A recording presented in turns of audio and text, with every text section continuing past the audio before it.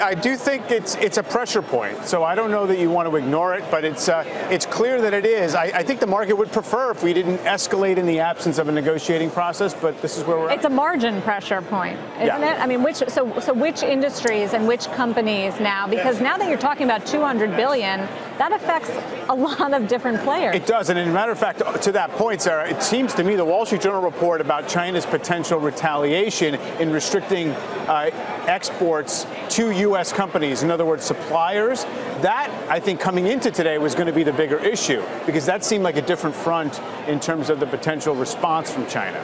So, yes, that would be, something that would complicate earnings estimates, but not really across the board. I mean, do you expect, Sarat, the tariffs, now that we're seeing potentially another wave go through, to start impacting earnings results? I do think they will impact it, but it's that uncertainty as to how far does this go?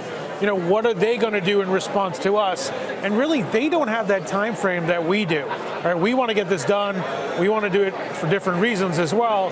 China takes a much longer view, and then they can actually attack in areas that our companies can say, now what do we do? Do we pass these prices on, or do we take them ourselves for earnings? And just to one more point about this idea that it's all kind of a negotiating posture. In the tweets and in today's comments, the president keeps coming back to this idea that tariffs are a great source of revenue.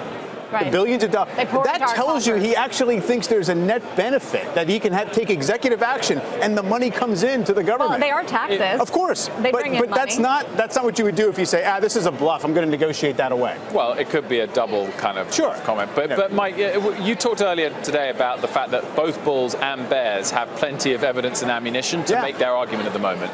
So we've touched on some of the bearish points, whether it's trade, whether it's Fed rate hikes. What are the bulls focusing on at the moment? I mean, the market looks like it's still maintained this uptrend. We're still within 1% of the all-time highs or thereabouts. Earnings have fully supported the rally all year. Credit markets remain undisturbed almost entirely, so that's not giving you a signal of systemic risk.